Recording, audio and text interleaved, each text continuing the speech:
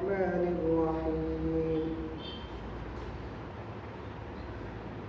ألم تر إلى الملأ من بني إسرائيل من بعد موسى إذ قالوا لنبي له ابعث لنا ملكا نقاتل في سبيل الله قال هل عصيتم إن كتب عليكم القتال ألا تقاتلوا قالوا وما لنا ألا نقاتل في سبيل الله وقد أخرجنا من ديارنا وأبنائنا فلما كتب عليهم القتال تولوا إلا قليلا منهم والله عليم بالظالمين وقال لهم نبيهم إن الله قد بعث لكم طالوت ملكا قالوا أنى يكون له الملك علينا ونحن أحق بالملك منه ولم يؤت سعة من المال قال إن الله اصطفاه عليكم وزاده بسطة في العلم والجسم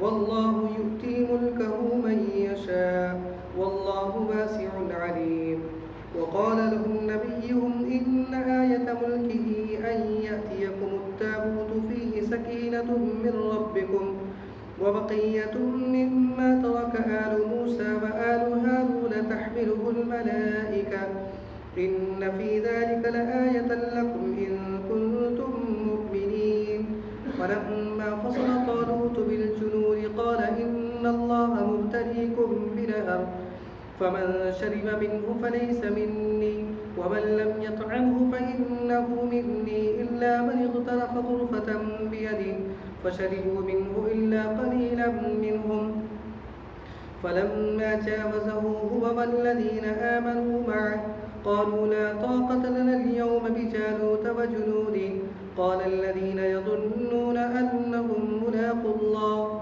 كم من فئة قليلة غلبت فئة كثيرة بإذن الله والله مع الصابرين ولما برزوا لجالوت وجنوده قالوا ربنا أفرغ علينا صبرا وثبت أقدامنا وانصرنا على القوم الكافرين فهزموهم بإذن الله وقتل داود جالوت وآتاه الله الملك والحكمة وعلمه مما يشاء ولولا دفع الله الناس بعضهم ببعض لفسدت الأرض ولكن الله ذو فضل على العالمين.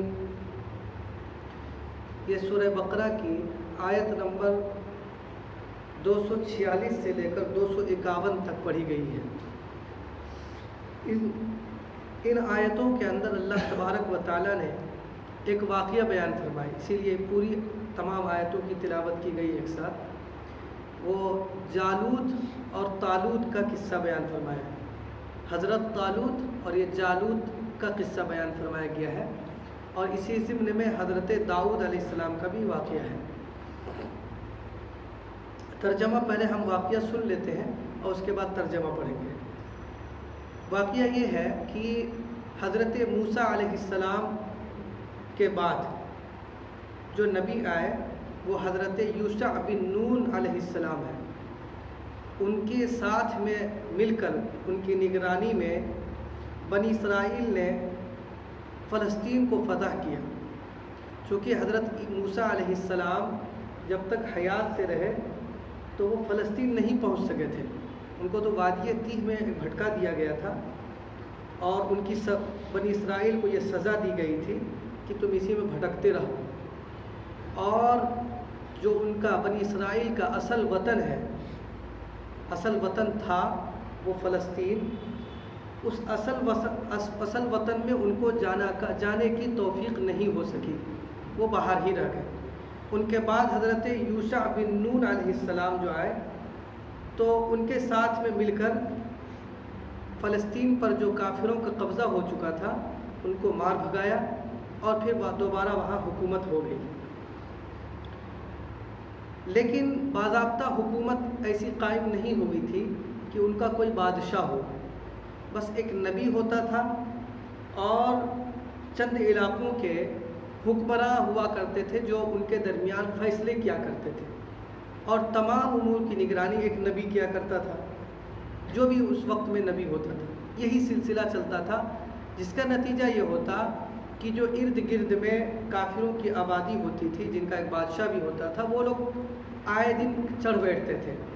کبھی بنی اسرائیل غالب آتی، چونکہ اس وقت بنی اسرائیل کا جو دین تھا وہ دین برحق وہی تھا، تو کبھی جو ہے بنی اسرائیل غالب آتے اور کبھی وہ لوگ غالب آ جاتے۔ تقریباً 3 صدی گزرنے کے بعد، حضرت موسیٰ علیہ السلام کی 3 صدی گزرنے کے بعد، اس وقت کا جو کافر بادشاہ تھا وہ جالوت تھا۔ اس وقت کا کافر بادشاہ جالوت تھا۔ قوم عمالقہ جو کافروں کی قوم تھی، اس کا بادشاہ جالوت تھا۔ اس نے پھر بنی اسرائیل پر تخت و تاراج کیا، ان پر حملے کیا اور ان کو نقصان پہنچائے، ان کے گھروں سے نکال دیا۔ اس وقت جو نبی تھے یا اس وقت کے جو حکمراں تھے وہ حضرت شموئیل علیہ السلام تھے، جن کو نبوت بھی عطا کر دی گئی تھی۔ تو بنی اسرائیل نے اپنے اوپر ہونے والے ظلم کو ختم کرنے کے لیے، کافروں سے مقابلہ کرنے کے لیے، جالوت سے مقابلہ کرنے کے لیے بنی اسرائیل نے اپنے وقت کے نبی سے درخواست کی کہ ہمارا بھی کوئی بادشاہ مقرر کر دیجیے۔ یہ سارا تقریباً اسی کے اندر بیان کیا قرآن شریف میں، ہمارا کوئی بادشاہ مقرر کر دیجیے، ہم ان کے جھنڈے تلے لڑ کر اپنے جو حقوق ہیں وہ حاصل کریں گے اور کافروں کے ساتھ مقابلہ کریں گے، جہاد کریں گے۔ اس وقت کے جو نبی تھے حضرت شموئیل علیہ السلام، انہوں نے کہا هل عصیتم ان کتب علیکم القتال الا تقاتلوا، مجھے یہ اندیشہ ہے کہ کہیں ایسا نہ ہو کہ تم پر جب جہاد فرض کر دیا جائے تو تم پھر جہاد نہ کرو، اس سے روگردانی کرو۔ تو انہوں نے کہا وما لنا الا نقاتل فی سبیل اللہ وقد اخرجنا من دیارنا، تو بنی اسرائیل نے کہا کہ ہم کیوں نہیں کریں گے قتال اللہ کے راستے میں، جبکہ ان کافروں نے ہمارے زمین ہتھیا لیے، ہمارے آل اولاد سے ہمیں جو ہے جدا کر دیا۔ ہو سکتا ہے کہ ان کے آل اولاد کو پکڑ کر بندی بنا لیا ہو یا غلام بنا لیا ہو۔ یعنی خلاصہ یہ ہے کہ ہم ضرور بھی ضرور مقابلہ کریں گے، آپ ہماری درخواست پر ایک بادشاہ مقرر کر دیجیے اللہ کی جانب سے، اور جو ہے ان کی معیت میں ہم جہاد کریں گے۔ چنانچہ اللہ تبارک و تعالیٰ نے حضرت شموئیل علیہ السلام کی درخواست پر، دعا پر ان کا ایک بادشاہ مقرر کر دیا اور ان پر ایک جہاد فرض کر دیا۔ لیکن خلاصہ نتیجہ کیا نکلا؟ اللہ تعالیٰ پہلے نتیجہ بیان فرماتے ہیں۔ نتیجہ یہ نکلا کہ ان میں سے اکثر نے جہاد اور قتال سے روگردانی کی اور نہیں لڑے، اور کچھ لوگوں نے لڑے، کچھ لوگوں نے حکم مانا نبی کا اور لڑے، اور پھر اس کے بعد فتح بھی ملی۔ اس کی تفصیل خود اللہ نے بیان فرمائی ہے کہ سب سے پہلے تو اللہ تبارک و تعالیٰ نے ایک شخص کو ان کا بادشاہ مقرر کر دیا، وہ تھا طالوت۔ حضرت طالوت جو تھے ان کو بادشاہ مقرر کر دیا۔ یہ طالوت ایک غریب آدمی تھے اور ان کا جو خاندانی نسب و سلسلہ تھا بہت اونچا نہیں تھا، برخلاف دیگر جو بنی اسرائیل کے لوگ تھے ان کا خاندان بڑا تھا، ان میں کسی میں نبی گزر چکے تھے، کسی میں بادشاہت پہلے سے چلی آ رہی تھی، اب آ کے ختم ہو چکی تھی، لیکن حضرت طالوت کا خاندان اور نسب جو تھا وہ بہت اونچا نہیں تھا۔ اسی طریقے سے وَلَمْ يُؤْتَ سَعَةً مِّنَ الْمَالِ، اور انہیں کو بہت زیادہ مالدار بھی نہیں تھے، وہ تو غریب آدمی تھے۔ چنانچہ حسب و نسب نہ ہونے کی وجہ سے اور مال نہ ہونے کی وجہ سے بنی اسرائیل نے یہ اعتراض کیا کہ وہ ہمارا بادشاہ کیسے ہو سکتا ہے، وہ تو غریب آدمی ہے، ان کا خاندانی سلسلہ بھی بہت اونچا نہیں ہے، ہم میں سے کسی کو بنائیے۔ تو اللہ تعالیٰ نے 2 طرح کا جواب دیا ہے، واللہ یؤتی ملکہ من یشاء، اللہ تعالیٰ دنیا کی سلطنت جسے چاہتا عطا کرتا ہے، بس یہی ہے۔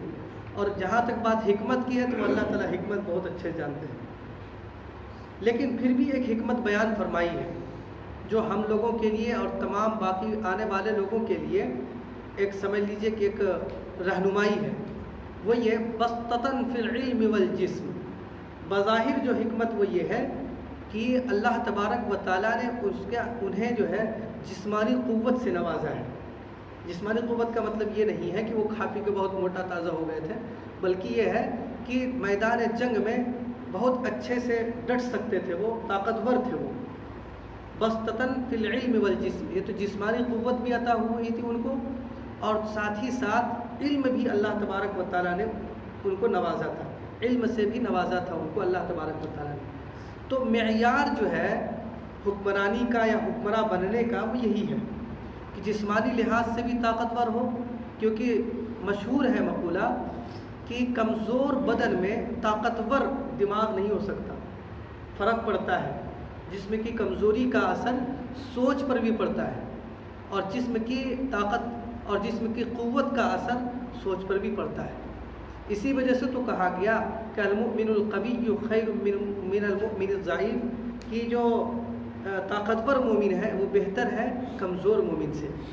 خلاصہ یہی ہے کہ ایک معیار جو دیا اللہ تعالیٰ نے وہ یہ دیا کہ صحت مند ہو اور طاقتور ہو، ساتھ ہی ساتھ ان کو علم بھی عطا ہوا ہو، اور ان میں جو سب سے مین پوائنٹ ہے وہ علم ہے۔ علم کے ذریعہ ہی انسان کو جو ہے انسان اس لائق ہو جاتا ہے کہ اس کو کوئی حکمرانی عطا کی جائے۔ الغرض اس وقت کے جو نبی تھے انہوں نے یہ حکمت بیان فرمائی ان کو بادشاہ بنانے کی، لیکن پھر بھی نہیں مانے انہوں نے کہا کہ ہمارے لیے جب اللہ نے ان کو مقرر کیا ہے تو پھر جو ہے ان کے لیے کوئی نشانی بھی دے دی تھی، یعنی ہمیں کیسے پتہ چلے گا کہ اللہ نے ہی مقرر کیا؟ آپ اپنی طرف سے بول رہے ہیں، چونکہ بنی اسرائیل کی یہ خصوصیت رہی ہے کہ وہ پہلے وعدہ کرتے تو پھر اس سے مکر جاتے تھے، یہ بہت سی مرتبہ ہوا ہے۔ جیسے یہیں پر بادشاہ مقرر کر دیا، بادشاہ مقرر کر تو مان ہی نہیں رہے۔ بہرحال یہ درخواست بھی ان کی مانی گئی۔ ہو سکتا ہے کہ وہ لوگ مظلوم تھے، اس میں تو کوئی شک نہیں، مظلوم تھے، مظلوم کی دعائیں قبول ہوتی ہیں، تو اس معنی کر جو ہے اللہ تعالیٰ کو رحم کرنا مقصود تھا، اس لیے ایک نشانی بھی دے دی کہ یہ بادشاہ ہے من جانب اللہ تمہارا۔ تو اس کی ایک علامت بھی اللہ تعالیٰ نے مقرر کر دی، وہ یہ کہ ان کے درمیان یعنی بنی اسرائیل میں ایک تابوت سکینہ کے نام سے کوئی صندوق چلا آ رہا تھا، جس کے اندر اللہ تعالیٰ نے بیان فرمایا مما ترکا بقیت مما ترک آل موسیٰ و آل ہارون، کہ حضرت موسیٰ اور حضرت ہارون علیہ السلام کے جو ملبوسات تھے، ان کے عصا وغیرہ یا جو بھی ہو، ان کے بچے کچھ تھے استعمال کی چیزیں، وہ صندوق کے اندر تبرکات کے طور پر رکھی ہوئی تھی، اور بنی اسرائیل اس کو متبرک سمجھتے تھے، اور یقیناً یہ متبرک ہے، اس میں کوئی شک و شبہ کی گنجائش نہیں ہے۔ تو وہ لوگ کیا کرتے تھے کہ جب جنگ میں جاتے تھے تو اس صندوق کو آگے رکھتے تھے تاکہ اللہ تعالیٰ کی رحمت نازل ہو اور ہم جیت جائیں۔ لیکن جب قوم عمالقہ نے ان پر چڑھائی کیا تو ان لوگوں کا یہ صندوق بھی اٹھا کر لے گئے، وہ لوگ ان لوگوں کا یہ صندوق بھی اٹھا کر لے گئے۔ تو جس وقت حضرت طالوت کو اللہ تبارک و تعالیٰ نے ان کا بادشاہ مقرر کیا بنی اسرائیل کا، اس وقت ان کے پاس یہ صندوق نہیں تھا بلکہ کافروں کے پاس تھا۔ حضرت شمول علیہ السلام نے کہا کہ اللہ تبارک و تعالیٰ نے ان کے یعنی حضرت طالوت کے بادشاہ بنانے کی نشانی یہ مقرر کی ہے کہ وہ جو صندوق کافر لوگ لے کر گئے ہیں وہ اللہ تبارک و تعالیٰ ان کے یہاں ہم لوگوں میں پھر واپس لوٹا دیں گے، یہ اس کی نشانی ہوگی کہ یہ بادشاہ ہے۔ چنانچہ اللہ تبارک و تعالیٰ نے ایک نظام بنا، اس کا ایک غیبی نظام ہے کہ جہاں پر وہ لوگ صندوق کو رکھتے تھے وہاں پر وبا پھیل جاتی تھی، کافروں کے بیچ میں ایک وبا کوئی بیماری پھیل جاتی تھی، پریشانی اور مصیبتیں آنے لگتی تھی۔ جب ان لوگوں نے جو اس وقت کے نجومی ہوا کرتے تھے ان سے پوچھا کہ یہ سب کیا ہے، تو انہوں نے بتایا کہ یہ صندوق ہی تمہارے لیے کال ہے، جلد از جلد اس کو اپنے میں سے نکال دو۔ چنانچہ انہوں نے جو ہے شاید ایک روایت کے حساب سے یا تورات کے حساب سے اس کو کسی گاڑی پر لاد دیا اور چھوڑ دیا۔ اللہ تبارک و تعالیٰ فرماتے ہیں قرآن کے اندر تحملہ الملائکہ، اسے فرشتے لے کر آئے، اس میں گاڑی واڑی کا تذکرہ نہیں ہے، اس لیے ہمارا عقیدہ یہ بھی ہے کہ کھلی آنکھوں فرشتے وہاں سے اٹھا کر لے کر آ گئے اور طالوت کے یہاں لا کر چھوڑ گئے۔ بہرحال یہ نشانی جب دیکھی بنی اسرائیل نے تو مان لیا کہ یہ ہمارے بادشاہ ہے، اب آ کر مانے تو اب لڑائی کرنی ہے۔ چنانچہ ایک بڑا لشکر تیار ہو گیا۔ جانتے ہیں کہ جب ایک ماحول بنتا ہے تو ارے گہرے تھو خیرے بس جیت کی خوشی میں ہر کوئی جو ہے شامل ہونا چاہتا ہے، جبکہ نبی کے وقت میں بھی لڑائیاں جو ہوتی ہیں وہ بھی لڑائی ایسی نہیں ہوتی کہیں پر رکھی پہ اٹھا کر لے آئے، بلکہ اس کے لیے بھی سنگھرش اور محنت کی ضرورت پڑتی ہے، اس کے لیے بھی لڑنا پڑتا ہے، جان جا بھی سکتی ہے۔ صحابہ کرام کے زمانے کی لڑائیاں دیکھیے، اللہ کے رسول صلی اللہ علیہ وسلم کے زمانے کی لڑائیاں دیکھیے، یقیناً اکثر میں فتوحات ہوئی ہیں، لیکن اس کے لیے بڑی قربانیاں دی انہوں نے، جان بھی گنوانے پڑے ہیں ان کو۔ تو ان میں بھی ایسا ہی ہوا کہ ہر کوئی جا کے بس بھائی لڑائی کرنے کے لیے ہم کو نکلنا ہے۔ اس کا نتیجہ کیا ہوتا ہے کہ جب میدان جنگ میں میں اصل میں ایک حکمت بیان کر رہا ہوں، پہلے اسی کو بیان کرتا تو پھر یہ بیان کروں گا۔ بہرحال ایک لشکر جو ہے لے کر چلے، یہاں پر ایک آزمائش اللہ کی جانب سے آئی، اس کی حکمت ہم بتائیں گے ابھی، وہ حکمت بیان کر رہا تھا میں۔ تو اس میں ایک اللہ کی جانب سے ایک آزمائش آئی، امتحان آیا جس میں کھرے اور کھوٹے کی پہچان ہو جاتی ہے۔ وہ امتحان یہ آیا کہ حضرت شموئیل نے کہا کہ آگے گرمی کا موسم تھا، بہت سخت گرمی تھی، آگے ایک کوئی ندی کوئی تالاب آنے والا تھا، اس تالاب سے پانی کسی کو نہیں پینا ہے، یہ امتحان تھا۔ اس تالاب سے کسی کو پانی نہیں پینا ہے، ہاں اگر پیو گے بھی تو صرف اتنا کہ اگر گلا خشک ہو گیا ہے تو گلا کی خشکی ختم ہو جائے، صرف ایک چلو غرفتم بیدی، ایک چلو پی سکتے ہیں، اس سے زیادہ نہیں۔ لیکن اچھا یہ بہت بڑا مجمع تھا، جب یہ لوگ گئے دیکھا پیاس لگی ہے، بہت شدت کی پیاس اور پانی بالکل ٹھنڈا ٹھنڈا ہے، تو سب نے بالکل جو ہے چڑھا لیا، جتنا پینا تھا پیٹ بھر کے چڑھا لیا۔ نتیجہ کیا نکلا؟ نتیجہ یہ نکلا کہ جن لوگوں نے پانی پیا پیٹ بھر کے، ایک چلو سے زیادہ پیا، ان سب کو اللہ کی جانب سے ان سب کے دل میں بزدلی آ گئی۔ وہ لوگ کہنے لگے آگے چلنے کے بعد کہ ہمارے اندر یہ سکت نہیں ہے، لا طاقت لنا اليوم بجالوت وجنودی، کہ جالوت جو کافر کا بادشاہ تھا، جالوت اور اس کے لشکر سے لڑنے کی ہمارے اندر طاقت نہیں، یہ اللہ کی جانب سے تھا۔ جس نے نبی کی بات یہیں پر نہیں مانی وہ اس لائق نہیں کہ وہ جنگ کے اندر شامل ہو سکے۔ جس نے کھلی آنکھوں اللہ کی جانب سے ایک معجزہ دیکھ لیا، یہ ہے ہمارے بادشاہ، یہ ہے ہمارے نبی، اس کے بعد بھی ان کی بات نہیں مان رہے، تو وہ آگے وہ میدان جنگ میں کیا ٹک پائیں گے؟ چنانچہ من جانب اللہ ایسا ہوا کہ وہ سب کے سب ایسے ہوئے کہ وہ لوگ واپس ہو گئے۔ اب جو لوگ رہ گئے تھے وہ صرف یا تو ایک گھونٹ پینے والے تھے یا بالکل نہیں پینے والے تھے، یعنی بالکل خالص کریم لوگ رہ گئے۔ ان کی تعداد کے بارے میں آتا ہے بعض روایت میں کہ وہ 313 تھی، جو تعداد کی مسلمانوں کی غزوہ بدر میں تھی، بالکل کریم لوگ تھے جو لڑنے مرنے کے لیے تیار تھے۔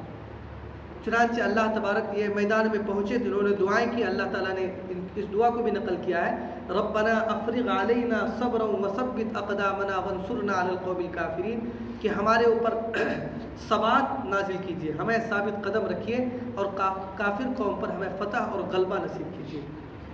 فہزموہم باذن اللہ، اللہ تبارک و تعالیٰ کے حکم سے طالوت والوں نے، یعنی اس وقت کے جو اہل حق تھے بنی اسرائیل، ان لوگوں نے جالوت والوں کو شکست دی، باوجود کہ بہت طاقتور بادشاہ تھا وہ، اور اس کے بہت بڑا لشکر تھا اس کا۔ وقتل داؤد جالوت، اور حضرت داؤد علیہ السلام نے جالوت کو قتل کر دی۔ یہ داؤد علیہ السلام وہی ہے نبی جو اس وقت نبی نہیں بنائے گئے تھے، اس وقت ایک نوجوان تھے، اور مقابلہ جو مبارزہ ہوتا تھا پہلے زمانے میں، جب لڑائیاں ہوتی تھی تو لڑائی شروع ہونے سے پہلے اس میں سے کوئی دگگج نکل کے بیچ میں آتا تھا اور وہ پکارتا تھا ہے کوئی مائی کا لال جو ہم سے مقابلہ کر سکے۔ پہلے یہی والی لڑائی ہوتی تھی، دو مارے جاتے تھے، اس کے بعد جو ہے عام لڑائیاں ہوتی تھی۔ تو یہ جو جالوت تھا، جالوت یہ بہت ہی طاقتور آدمی تھا، اس کے یہ مقابلے کے لیے نکلا، جیسا کہ اسرائیلی ایک روایت ہے، یہ چونکہ اس سے ٹکراتا نہیں اس لیے میں بیان کر رہا ہوں۔ تو جیسے مقابلے کے لیے نکلا تو خوب للکار رہا ہے۔ اب جو بنی اسرائیل تھا ان میں سے کوئی آدمی تیار ہی نہیں ہو رہا تھا، جبکہ یہ نوجوان یعنی حضرت داؤد کے بارے میں جو واقعات میں آتا ہے، حضرت مولانا حفظ الرحمن سیحاروی رحمۃ اللہ علیہ نے بیان کیا ہے قصص القرآن میں کہ یہ نوجوان تھے، ناتجربہ کار تھے، کوئی لڑائی ہوئی نہیں، دیکھی نہیں تھی انہوں نے، اور ان کو والد صاحب نے دیکھنے کے لیے بھیجا تھا، لڑائی کے لیے نہیں بھیجا تھا۔ لیکن جب دیکھا کہ ہماری قوم کی یہ حالت ہے تو یہ خود ہی نکل گئے اور مقابلہ کیا اور جالوت کو ختم کر دیا، قتل کر دیا۔ وقتل داؤد جالوت، کہ داؤد علیہ السلام نے جالوت کو جو کافر کا بادشاہ تھا اس کو قتل کر دیا. بس اس کو قتل ہونا تھا کہ لڑائی کا پلٹ گئی اور مسلمان جو اس زمانے میں اہل حق تھے بنی اسرائیل ان کو فتح نصیب ہوئی. اس وقت حضرت داؤد علیہ السلام نبی نہیں تھے. بعد میں اس قتل کی وجہ سے چونکہ بہت بڑی فتح ملی تھی, اس وقت بہت بڑی فتح ملی تھی ان کے قتل کی وجہ سے, تو ان کو ایک ہیرو کی طرح لیا بنی اسرائیل نے. اور پھر اللہ تعالیٰ نے بیان فرمایا وَآتَاهُ اللَّهُ الْمُلْكَ وَالْحِكْمَةَ. اللہ تبارک و تعالیٰ نے حضرت داؤد کو یہیں پر بیان کیا کہ ملک یعنی سلطنت عطا کی اور حکمت. پھر ان کی حکومت بھی ہوئی اور انہی کے صاحبزادے حضرت سلیمان علیہ السلام ہے جن کی بہت بڑی سلطنت رہی ہے اور ایک مثالی سلطنت رہی ہے. ہوا پر بھی سلطنت رہی ہے, جانوروں پر بھی سلطنت ان کی رہی ہے. یہ واقعہ ہے. اب اس کو ترجمہ سن لیجیے.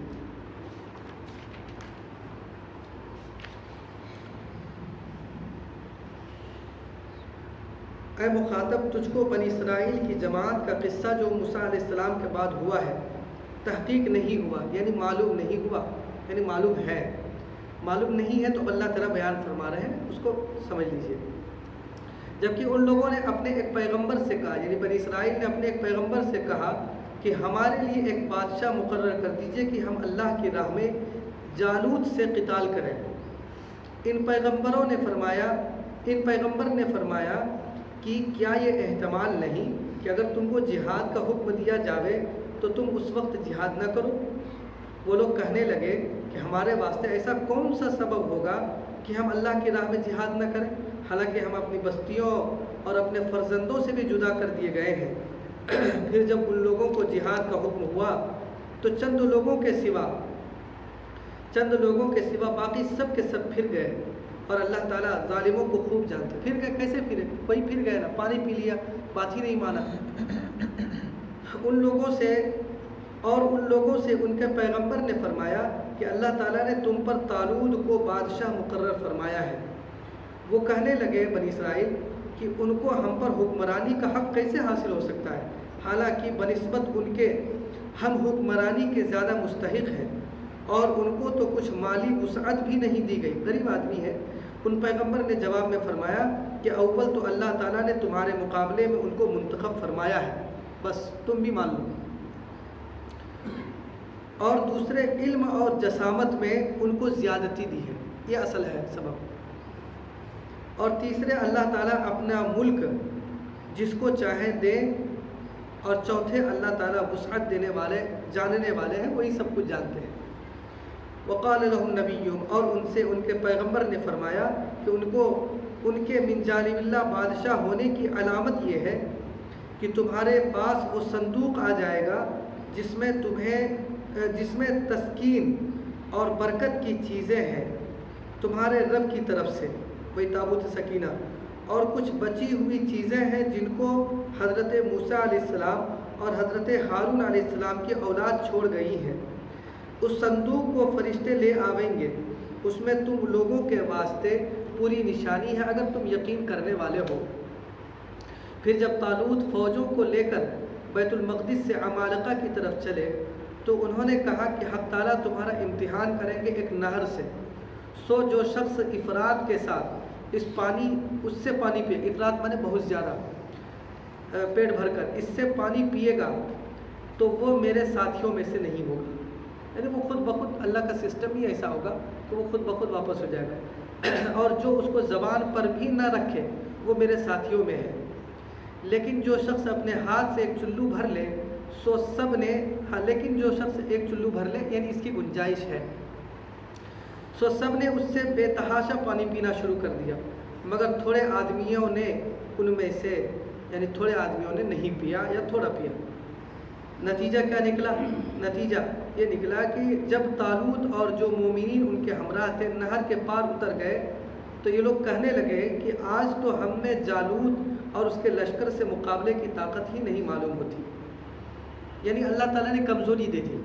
یہ سن کر ایسے لوگ جن کو یہ خیال تھا کہ وہ اللہ تعالیٰ کے روبرو پیش ہونے والے ہیں کہنے لگے کہ کثرت سے, یعنی ایک تھوڑی سی جماعت رہ گئی, سب کے سب بھاگ گئے. اب جو تھوڑی سی جماعت رہ گئی تھی ان لوگوں کا قول نقل کیا گیا ہے کہ کثرت سے، یعنی بہت سی مرتبہ ایسا ہوتا ہے کہ بہت سی چھوٹی جماعتیں بڑی بڑی جماعتوں پر خدا کے حکم سے غالب آ گئی ہیں. یہ چند لوگ جو بچ گئے تھے ایمان والے، پختہ ایمان والے، وہ لوگ یہ بولے.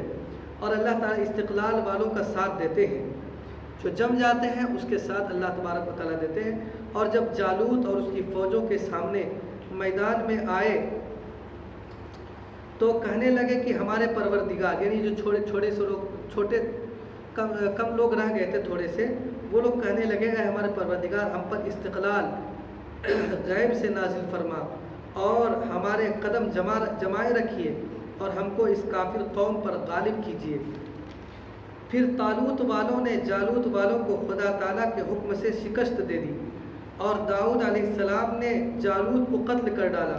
اور ان کو یعنی داؤد علیہ السلام کو اللہ تعالیٰ نے سلطنت اور حکمت عطا فرمائی. بعد میں حکمت ایسی عطا فرمائی تھی کہ ان کے ہاتھ میں لوہا وہ موم کی طرح ہو جاتا تھا اور بغیر کسی آلے کے وہ زرہ بنایا کرتے تھے. زرہ پہلے زمانے میں جب یہ تلوار وغیرہ کی لڑائیاں ہوتی تھی، آج بھی جو لوگ میوزیم میں گئے ہیں وہ دیکھے ہوں گے کہ پیٹھ پہ خاص طور پر پہننے کے لیے زنجیر نما ہوتا ہے اور یہاں پر پہننے کے لیے لوہا ہوتا ہے. تو وہ سب کو زرہ اور کسی کو خود بولا جاتا ہے. سر میں بھی پہننے کے لیے ہوتا ہے تو خود زرہ یعنی لوہے کا لباس جو ہے وہ بناتے تھے. صنعت لبوس لکم، حضرت داؤد علیہ السلام کا جو کاروبار تھا وہ لوہے کا لباس بناتے تھے جنگ میں کام دینے کے لیے، اور اپنے ہاتھ سے بغیر کسی آلے کے بناتے تھے. یہ ان کا معجزہ تھا. ان کو یعنی داؤد علیہ السلام کو اللہ تعالیٰ نے سلطنت اور حکمت عطا فرمائی اور بھی جو منظور ہوا ان کو تعلیم فرمایا. اور اگر یہ بات نہ ہوتی کہ اللہ تعالیٰ بعض آدمیوں کو بعضوں کے ذریعہ سے دفع کرتے رہا کرے تو سرزمین تمام تر فساد سے پر ہو جاتی. یہ ایک حکمت بیان فرمائی گئی ہے کہ اگر ہمیشہ ایک قوم ہی غالب رہتی، جب سے دنیا قائم ہے لڑائیاں تو ہوتی رہتی ہیں، اگر ہمیشہ ایک ہی قوم غالب ہوتی رہتی تو بس وہی آج ایک ہی قوم ہوتی دنیا میں، باقی دوسری قوم نہیں ہوتی. لیکن اللہ کا نظام ایسا ہے کہ آج اگر فلاں قوم غالب ہے تو کل وہ مغلوب ہوتی ہے، اور آج اگر کوئی قوم مغلوب ہے، ہاری ہوئی ہے، تو کل وہی چل کر غالب آ جاتی ہے. یہ اللہ تبارک و تعالیٰ کا سسٹم ہے، نظام ہے. لفسدت الارض، اگر ایسا نہیں ہوتا تو یہ روئے زمین فساد سے بھر جاتی. ظاہر سی بات ہے کہ ظالم قوم اگر کسی نے ظلم کیا ہے، اگر ان کا کبھی صفایا نہ ہو، اگر وہ کبھی دنیا کے اندر ہارے نہیں، تو بتائیے کہ کتنا فساد ان کا بڑھ جائے گا، اور بڑھتے بڑھتے اب تک کتنا ہو گیا ہوتا. لیکن اللہ تبارک و تعالیٰ ایسا نہیں ہونے دیتے ہیں. اس کا ایک دن آتا ہے کہ خود بخود وہ ختم ہو جاتے ہیں. وہ ہر ظالم یہی سمجھتا ہے کہ ہم بس قیامت تک رہیں گے اور ہم سے کچھ نہیں لے پائے گا. لیکن دیکھا 50 سال 60 سال 25 سال 10 سال 50 سال اس سے زیادہ کسی کی حکومت ظالموں کی نہیں چلتی ہے. ولولا فضل اللہ ولکن اللہ ذو فضل علی المؤمنین علی العالمین، لیکن اللہ تعالیٰ بڑے فضل والے ہیں جہان والوں پر. تلک آیات اللہ نتلوها علیک بالحق وانک لمن المرسلین، یہ اللہ تعالیٰ کی آیتیں ہیں جو صحیح طور پر ہم تم کو پڑھ کر سناتے ہیں، اور اس سے ثابت ہے کہ آپ بلا شبہ پیغمبروں میں سے. کیسے ثابت ہے؟ یہ انبیاء علیہ السلام کے وہ واقعات ہیں جو عرب کے اندر نہیں سنتے تھے. کوئی عرب کے اندر کوئی سماج میں کوئی سنتا نہیں تھا اور نہیں کوئی جانتا تھا. لیکن ہمارے نبی صلی اللہ علیہ وسلم ٹھیک واقعہ بیان فرما رہے ہیں، اور اللہ کے رسول نے کہیں پڑھنا لکھنا نہیں سیکھا، کسی استاذ کے پاس نہیں گئے، پھر بھی بیان کر رہے ہیں. تو کیسے بیان کر رہے ہیں؟ وحی کے ذریعہ بیان کر رہے ہیں. تو جس پر وحی نازل ہو وہ کون ہو سکتا ہے؟ پیغمبر ہو سکتا ہے. تو ان واقعات کو بیان کرنے کے جہاں دیگر مقاصد ہیں، ان میں ایک مقصد یہ بھی ہے کہ اللہ کے رسول صلی اللہ علیہ وسلم کی نبوت کو جو ہے کے لیے ایک حجت اور دلیل بن جائے.